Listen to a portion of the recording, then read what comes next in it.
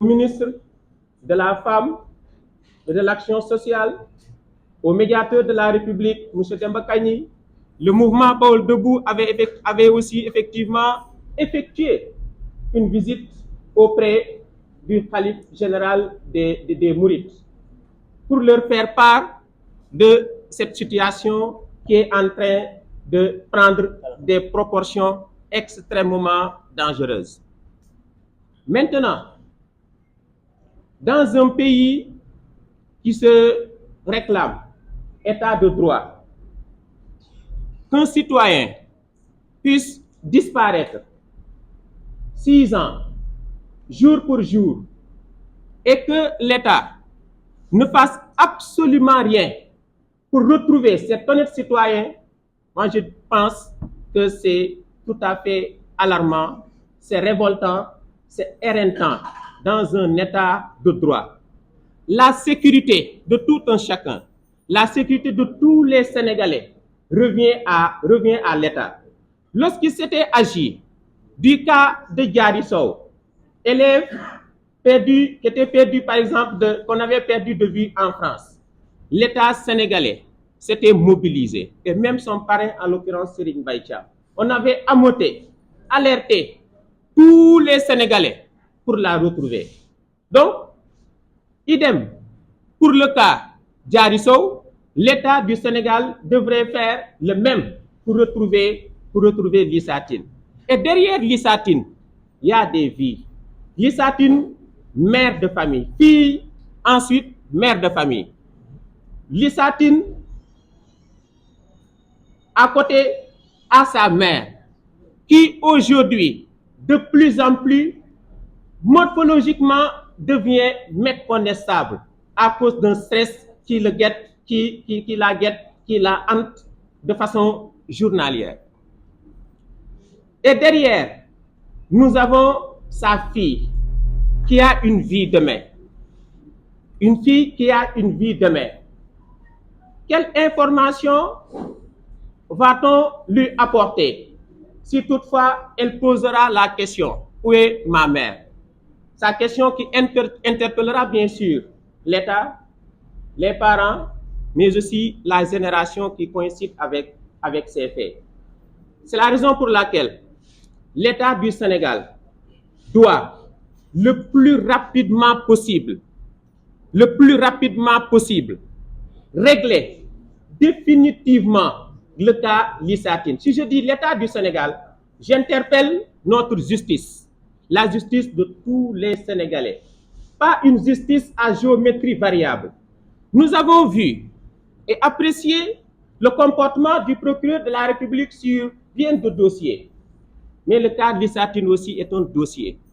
Nous avons vu le procureur de la République qui s'appuie sur son pouvoir de s'autosaisir sur certaines questions qui intéressent bien entendu la politique, mais ce fait doit doublement préoccuper le procureur de la République. Et qu'il est rare de voir un procureur de la République au Sénégal qui s'autosaisit lorsqu'il s'agit d'un fait sociétal. C'est rare. Mais lorsqu'il s'agit d'une question d'offense au chef de l'État, lorsqu'il s'agit d'une question de diffusion de fausses nouvelles, notre justice devient très active, très performante sur ces questions-là.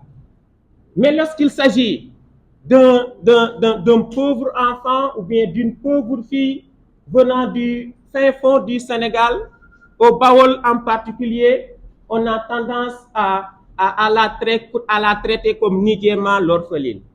L'orpheline qui n'a derrière elle absolument rien, qui a derrière elle un vide. Et Lissa Tine n'est pas une orpheline. Elle ne doit pas être traitée comme une orpheline d'État. Il faut que ça soit clair. Lissa Tine fait partie, n'est pas un citoyen qu'on doit minimiser, que l'on doit bafouer ses droits comme ça. On doit la traiter comme on avait traité Diary Sow, comme on avait traité l'enfant de hauts responsables dans cet état-là qui véritablement avait fini de défrayer la chronique par rapport à des faits Voilà. Donc, on interpelle l'État du Sénégal. Et si l'on avait contribué à l'avènement de PASTEF au pouvoir, après avoir combattu le régime sortant pour cause un mépris vis-à-vis de ce dossier, si l'on avait combattu, c'est pour au moins, quand ce régime vient, qu'il règle définitivement le cas. C'était pour qu'il puisse édifier définitivement les Sénégalais par rapport aux faits qui sont reprochés à Modiane et permettre aussi à la famille, s'il y a lieu bien entendu, de faire leur deuil si Lissa Tine n'est plus en vie. Parce que la famille aussi a le droit de faire le deuil pour sa fille. C'est tout ce qu'on demande. Pour nous, Modiane ne doit plus humer l'air de la liberté. D'autant plus que lui-même a privé de liberté à d'honnêtes citoyens qui vaquaient paisiblement à leurs préoccupations. Si aujourd'hui, le seul et principal suspect revient pour traquer ceux-là qui sont dans l'émoi, ceux-là qui sont dans le désarroi, il y a de quoi s'alarmer dans ce pays. Et nous en appelons à la compréhension des tenants du pouvoir, à la compréhension des tenants du pouvoir, de faire de ce dossier Lissa Tine leur sien. De faire de ce dossier Lissa Tine leur sien. De convoquer le véritable responsable, le véritable suspect sur cette affaire, pour qu'il puisse véritablement éclaircir la lanterne de tous les Sénégalais qui aujourd'hui veulent édifier réellement sur le sort de Lissa Tine. Et libérer sans condition ceux-là qui sont entre les liens de la détention. Leur place n'est pas à la prison. Leur place, c'est à côté de leurs enfants. Leur place, c'est à côté de leur père. Leur place, c'est de satisfaire les attentes de leur progéniture, de leurs enfants qui attendent pour chaque père de famille un mouton de tabaski, attendent pour chaque père de famille des vêtements. Leur place, c'est d'être à côté de leur famille comme tout bon Sénégalais, comme tout honnête citoyen, parce que nous les jugeons comme d'honnêtes citoyens par rapport à leur comportement, par rapport à leur attitude journalière.